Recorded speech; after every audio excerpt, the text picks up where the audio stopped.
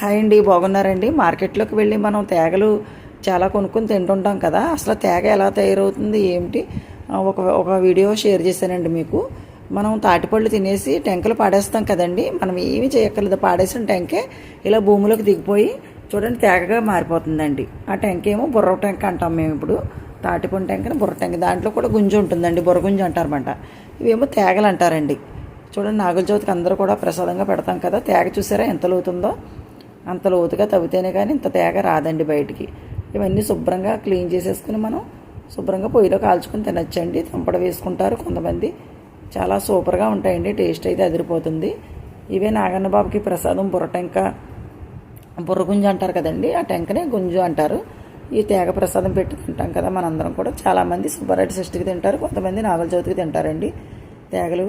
చూడండి, ఈ వీడియో మీకు నచ్చినట్లయితే లైక్ చేయండి, షేర్ చేయండి, సబ్స్క్రైబ్ చేయండి.